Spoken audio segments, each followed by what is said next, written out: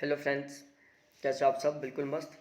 देखो, आज हम डिस्कस करेंगे जो नेट जेआरएफ की क्विज़ चल रही है। क्विज़ हमारी रेगुलर मॉर्निंग में चलती है, क्विज़ नंबर 60 पर। ठीक है, नेट जेआरएफ के फर्स्ट पेपर की क्विज़ नंबर 60 है और इसको हम पढ़ेंगे। देखो, ध्यान रखना, मैं पहले भी अनाउंसमेंट कर दिया था, अभी भी कर रहा हूँ। ये जो क्विज़ है ना, वो मेरी परमानेंट चलेंगी। कोई भी ऐसा दिन नहीं रहेगा जिस दिन मेरी क्विज़ नहीं आएगी, चाहे एग्ज़ाम हो चाहे ना हो। ज्योग्राफी की एक क्विज़ और फर्स्ट पेपर की एक क्विज़ मेरी परमानेंट चलेंगी, जिसमें सभी के सभी यूनिट से क्वेश्चन उठाया जाएगा। हर एक यूनिट का क्वेश्चन रहेगा यहाँ पर। ठीक है, कोई सी भी ऐसी यूनिट नहीं रहेगी जिसका क्वेश्चन नहीं रहेगा। जो क्वेश्चन डिस्क्रिप्शन लायक है उनका डिस्क्रिप्शन मिलेगा, जिन क्वेश्चन का डिस्क्रिप्शन नहीं है उनका नहीं मिलेगा। मतलब नहीं है तो हर किसी का डिस्क्रिप्शन, लेकिन जहाँ पर हमें पढ़ने की ज़रूरत नहीं है डिस्क्रिप्शन, वो नहीं पढ़ना है हमें। हमें ऑन गुड वे चलना है, ऑन गुड वे। ओके। और यदि चैनल को सब्सक्राइब नहीं किया तो चैनल को सब्सक्राइब कर लो। इनकी पीडीएफ लेना चाहो तो पीडीएफ में मिल जाएंगे आपको सारी क्विज की। क्वेश्चन नंबर 419 से स्टार्ट कर रहे हैं। शिक्षण सात्यांक के प्रमुख पद हैं। प्रतिपादन है, अनुदेशन है, प्रशिक्षण है, अनुबंधन है। उपयुक्त चारों में सात्यांक कड़ी है, बताओ। टोटल 4 ऑप्शन आपकी नज़र के सामने है। देखो, इस क्वेश्चन का सही आंसर होगा, सबसे पहले अनुबंधन आता है, उसके बाद प्रशिक्षण आता है, उसके बाद अनुदेशन आता है और लास्ट में प्रतिपादन आता है। ठीक है, option A is the right answer of this question. यहां पर ये वाली सीक्वेंस बिल्कुल सही है, प्रतिपादन सबसे लास्ट में होता है।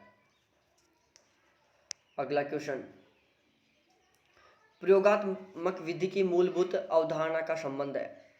प्रयोगात्मक विधि की मूलभूत अवधारणा का संबंध है एक चर नियम से, द्विचर नियम से, मध्यवर्ती चरों से या नियंत्रित परिस्थितियों से।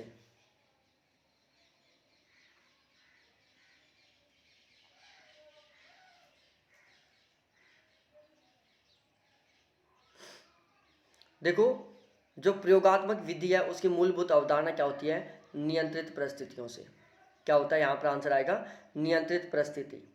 हम थोड़ा आगे पढ़ते हैं। देखो, यहाँ पर मैंने इसका कुछ डिस्क्रिप्शन लिखा है। परिकल्पना परीक्षण की एक विधि है। ठीक है, परिकल्पना परीक्षण की एक विधि है। नियंत्रित दशाओं का निरीक्षण ही प्रयोग है। हम प्रयोगात्मक विधि के बारे में पढ़ रहे हैं। प्रयोगात्मक विधि क्या है? परिकल्पना परीक्षण की एक विधि है। प्रयोगात्मक विधि परिकल्पना नियंत्रित दशाओं का निरीक्षण ही प्रयोग कहलाता है।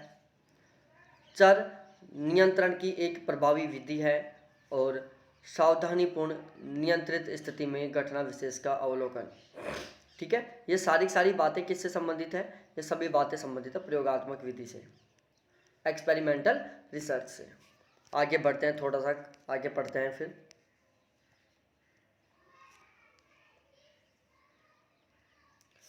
प्रभावी वाचिक संप्रेषण मांग करता है आत्मविश्वास का, लंबा विराम का, संगत अभ्यास का, व्यवसाय जैसे दृष्टिकोण का। यहाँ पर कौन हो रहा है? देखो, है और श्रोताओं को जानना, आक्रामक ढंग से प्रश्न करना। बताओ यहाँ पर सही आंसर क्या होगा?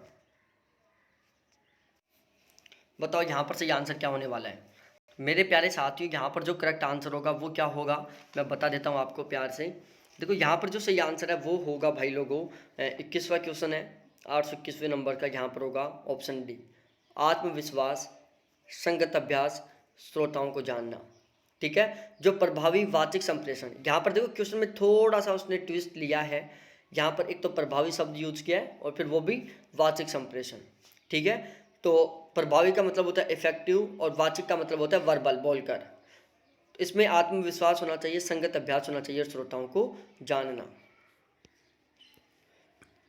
देखो, प्रभावी वाचिक संप्रेषण में शुद्ध उच्चारण भी बहुत ज़रूरी होता है और आप उच्चारण कर रहे हो तो उसकी स्पीड, आप कितनी स्पीड से बोल रहे हो ये भी डिपेंड करता है। सपोज डेट आप, मैं बोल रहा हूँ, मैं बहुत फास्ट बोलना स्टार्ट कर दूँ, बहुत धीरे बोलना स्टार्ट कर दूँ, तो बहुत फास्ट बोलूँगा तो भी आपको समझ में नहीं आएगा, बहुत धीरे बोलूँगा तो भी आपको समझ में नहीं आएगा। इसके अलावा मैं बहुत तेज़ आवाज़ में बोलूँ, बहुत धीरे आवाज़ में बोलूँ। तेज़ आवाज़ में आप सोच रहे हो कि यार ये क्या बोल रहा है, पूरे कान खा गया। धीरे बोलूँ, यार ये क्या बोल रहा है, मरा मरा सा। ठीक है, तो आप अनुमान लगा सकते हो। वाचिक का मतलब होता है बोलना और प्रभावी का मतलब इफेक्टिव। आप किसी से बात कर रहे हो तो उसके लिए कौन कौन सी स्थितियां होना अनिवार्य है, या आप खुद अनुमान लगाओ। अगला क्वेश्चन आपके सामने 822वां, ऐसे एप्लीकेशन के लिए मैग्नेटिक टैप व्यवहारिक नहीं है जिनमें डाटा शीघ्र रिकॉल किया जाना है, क्योंकि tape random access memory, sequential access memory, read only memory, analysis, expert memory. और भाई किसी को पीडीएफ लेनी हो ना तो ये अपने कॉन्टैक्ट नंबर हैं,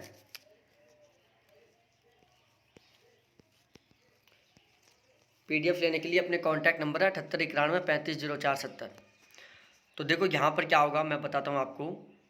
सीक्वेंशियल एक्सेस मेमोरी। अब सीक्वेंशियल एक्सेस मेमोरी क्या होती है मैं बताता हूँ डिटेल से, पूरी चीज़ें समझाऊंगा आपको, मैं पूरा डिटेल से समझाऊंगा। देखो यहाँ पर सबसे पहले लेते हैं अनुक्रमिक access memory. Sequential access memory को अनुक्रमिक एक्सेस मेमोरी बोलते हैं। यह संग्रहित डाटा को एक अनुक्रम या सीक्वेंस में पढ़ता है। यह रैंडम एक्सेस मेमोरी के विपरीत है, जहां डेटा को किसी भी क्रम में एक्सेस किया जा सकता है। सीक्वेंशियल एक्सेस मेमोरी को सैम बोलते हैं। आमतौर पर चुंबकीय भंडारण या ऑप्टिकल भंडारण का एक रूप है। ये जो सीक्वेंशियल एक्सेस मेमोरी है वो चुंबकीय भंडारण या ऑप्टिकल भंडारण का एक रूप है। आगे बात करते हैं अगले क्वेश्चन पर। क्वेश्चन नंबर 823, वन संरक्षण अधिनियम, राष्ट्रीय पर्यावरण ट्रिब्यूनल, वन्य जीव संरक्षण अधिनियम, जल प्रदूषण नियंत्रण निवारण अधिनियम 1980, 1995, 1972, 1974। Option A B C D आपके सामने है।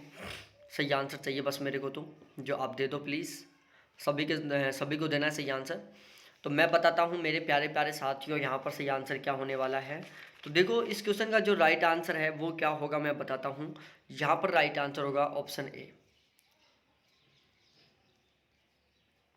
ठीक है, वन संरक्षण अधिनियम 1980, राष्ट्रीय पर्यावरण ट्रिब्यूनल 1995, वन्य जीव संरक्षण अधिनियम 1972, जल प्रदूषण नियंत्रण निवारण अधिनियम 1974।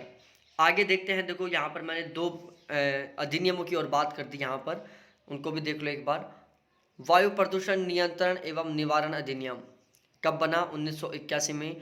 पर्यावरण अधिनियम 1986 में। अगला क्वेश्चन है, भारत में सर्वप्रथम इंजीनियरिंग के मूल्य शिक्षा के लिए एक राष्ट्रीय केंद्र की स्थापना कहाँ की गई? आईआईटी दिल्ली में, आईआईटी कानपुर में, आईआईटी खड़गपुर में और आईआईटी मुंबई में। बहुत गजब का क्वेश्चन है, बहुत प्यारा सा क्वेश्चन है, दिल बहलाने वाला, दिल लगाने वाला क्वेश्चन है। मैं देता हूं भाई आंसर। यहाँ पर सही आंसर क्या होगा? तो 824वें क्वेश्चन का सही आंसर है ऑप्शन ए, आईआईटी दिल्ली। यहाँ पर अगला पद क्या होगा बताओ? मैं खुद दिखा देता हूँ, आपको खुद को सोल्व करना है। मैंने सोचा था कि आपको मैं सोल्व करवा के दिखा दूं, लेकिन देखो मैंने इतना सोल्व किया था उसके बाद मैंने बंद कर दिया, क्योंकि रीजनिंग, लॉजिकल रीजनिंग, इनमें आपको खुद को अपना खोपड़ा लगाना है। देखो थोड़ा सा मैं बता देता हूँ, इसका सही आंसर क्या होगा आपको खुद को दिमाग लगाना है। कैसे भी लगाओ, कितना भी लगाओ, ये आएगा AEJHEA। कैसे भी करो, कुछ भी करो, कितना ही दिमाग लगाओ, आपको आंसर खुद को देना है। अगला क्वेश्चन लॉजिकल रीजनिंग का, सारी यूनिट इंक्लूड करूंगा। कथन ए, 826 में कथन, महाशय आपसे निवेदन है कि आप मुझे 4 रेडियो सेट्स भेजने की कृपा करें। मैं 1000 रुपये का ड्रॉप संलग्न कर रहा हूँ। पूर्व धारणाएं, पहली पूर्व धारणा क्या है कि चिट्ठी का प्राप्तकर्ता रेडियो सेट्स का उत्पादक है। रेडियो सेट्स की कीमत 250 रुपये प्रति सेट है। चिट्ठी का प्राप्तकर्ता रेडियो का सेट्स भेज देगा। ये इसकी 4 पूर्व धारणाएं हैं। बताओ यहाँ पर कौन सा सही आंसर होगा? केवल पूर्व धारणा पहली अंतर्निहित है, केवल पूर्व धारणा तीसरी अंतर्निहित है, केवल पूर्व धारणा पहली और तीसरी अंतर्निहित है, सभी पूर्व धारणाएं अंतर्निहित है। तो देखो इस क्वेश्चन का सही आंसर क्या है मैं बता देता हूँ। यहाँ पर जो राइट आंसर है वो है ऑप्शन बी, केवल पूर्व धारणा तीसरी अंतर्निहित है, सॉरी दूसरी, केवल पूर्व धारणा तीसरी अंतर्निहित है। ऑप्शन बी बिल्कुल सही आंसर होगा। तो ये थी आज की हमारी क्विज़। सारे इंपॉर्टेंट क्वेश्चन है, हर एक यूनिट से क्वेश्चन है और इसमें हमने टोटल 8 क्वेश्चन सॉल्व किए हैं। और ऐसी क्विज हमारी रेगुलर चलेंगी, परमानेंट चलेंगी, विद डिस्क्रिप्शन के चलेंगी। ठीक है, थैंक्स देखने के लिए, बाय। चैनल को सब्सक्राइब करो। पीडीएफ लेनी है तो व्हाट्सअप नंबर पर चैट करो।